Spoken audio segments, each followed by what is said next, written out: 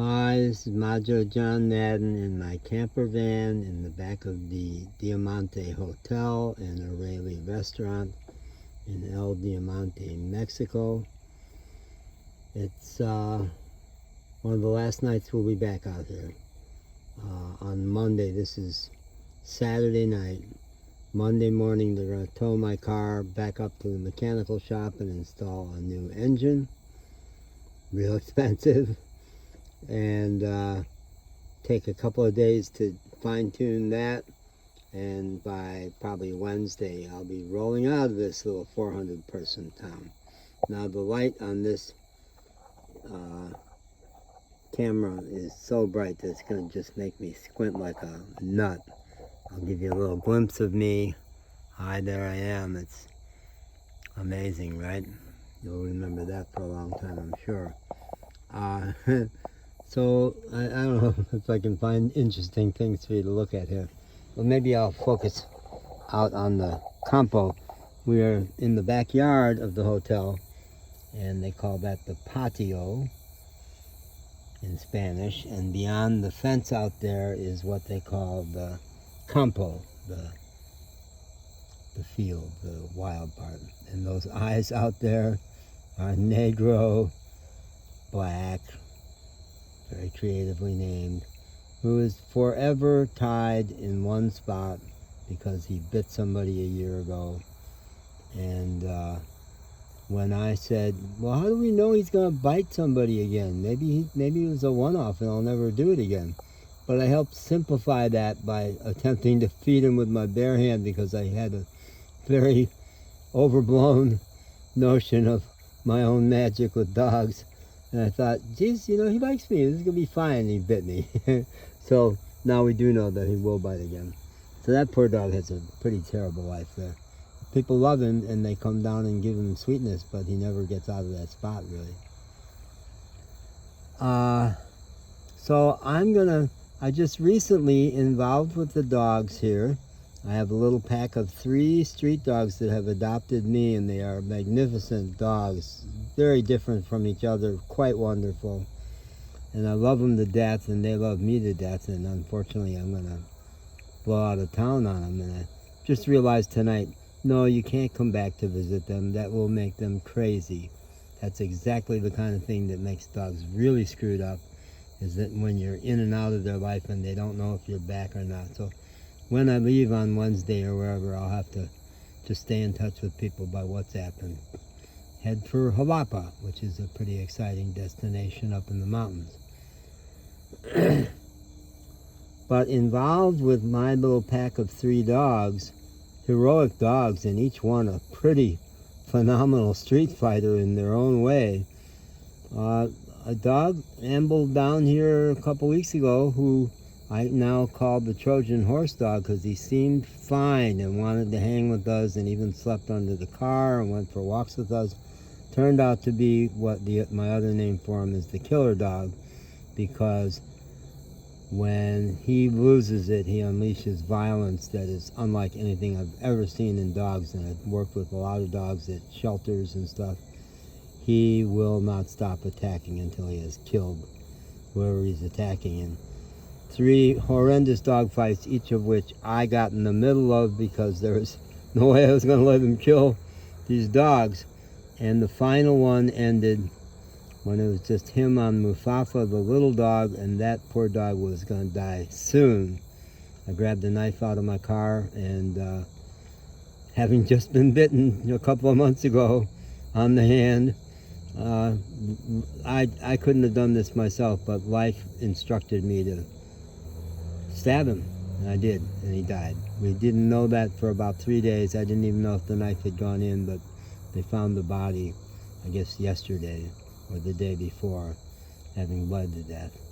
So I'm not happy about that, but I kind of am, because I did what life instructed me to do. But it has left me shaking my head like you, the lover of dogs and the Buddhist who has taken the pledge to not rest until all beings are at peace. You just killed a dog. And where did you even find the courage to do that? It's like insane. And it's one of several times in the last 3 years that I've gone through that process of saying, who the hell are you now? And I'm going to do a little chronology of not all of them, but some of the highlights. I use the term woke up about a little over 4 years ago after 30 years of being diagnosed erroneously as bipolar, taking horrid drugs, a psychologist myself, humiliated by that diagnosis, feeling like just flawed goods, just bad goods, and avoiding my old friends and eking out a life where 15 hospitalizations in 13 years because my life was destroyed by the combination of the diagnosis and the drugs. And the highest aspiration I had for myself was to somehow slide through this life without killing myself, because that seemed too terrible for other people.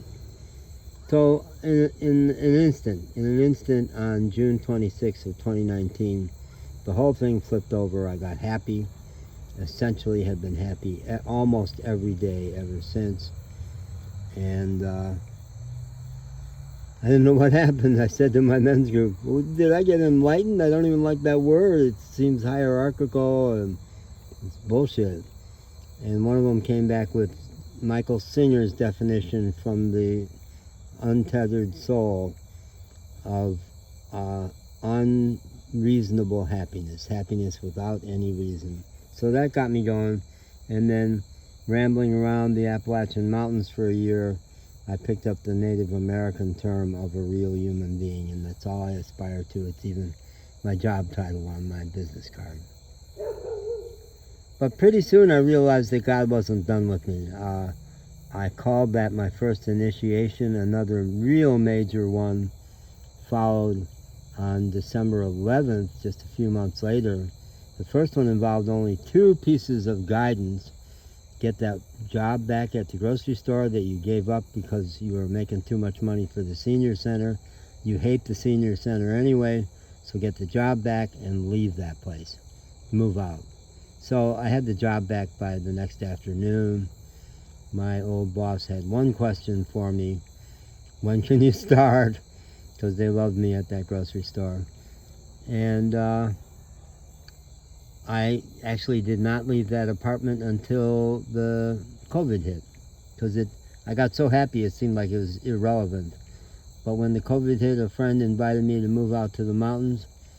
But just 2 months before that, I guess it's another initiation, I, who had been kind of a coward as a teenager, avoided fights, picked one. Racist in my building had insulted my black friend who I had taken in off the street. He needed not to get in trouble again because he was on probation for fighting. And so I hit the guy, first punch I had ever thrown in my entire life. And I did not turn out to be Bruce Lee or anything, but I did land one, and it got me charged with battery. And the COVID, there were many delays, but finally the guy didn't show up for court and it got thrown out. But it was another initiation for me. It was another thing where I had to shake myself and go, who am I now? That's not the me I know or that any of my friends know. And it did turn out to be a major point where I, after that, had never been afraid of any guy, pretty much. Even people with guns, I may leave when they tell me to leave if they're pointing a gun at me, but I make fun of them while I'm going. And if they're not armed, they cannot intimidate me at all. So a lot of changes, a lot of unbelievable things. That first year of roaming around the Appalachian Mountains, I came on a motorcycle accident, pulled over. It was the guy, big strapping 40-year-old guy, was a fire and rescue guy himself. He was a rescue person. And he said, they went off the side. I can see the motorcycle. I can't see the bodies. They're not answering. But I've called people and people around the way. And when he saw me going to the edge of the mountain, to go see what was up with them. He said, "You can't go down there. It's too steep. You'll die, and help is on the way." And my answer, I don't know where this came from, was, "Yeah, but I'm here now. I'm going to do something." And the next day I was again very shaken up, like, well, you've done brave things in your life before, but that takes the cake. What's going on here? Who are you now? Who are you now? And I think that's a question that hopefully all of us will get a chance to get confused about as we go along. Okay, I'm apparently not who I thought I was, so who am I now? How big does life intend to make me? How big does God intend to make my heart? And what the hell's going on here? So I think for the purposes of this little video, I'm going to wrap it up by getting back to right here in the here and now. I feel like a different person, and maybe not a person at all, maybe just an energy field or a force or something, part ongoing day by day. My experience is that I'm part of everything, supported by God, guided in things large and small, the voice for God coaching me about what to do. And when one of my friends here at the restaurant said, "Don't go to Martinez, it's too dangerous," I said, well, number one, I grew up in Chicago and was back there a few months ago. Number two, I did a whole lot of work in New York.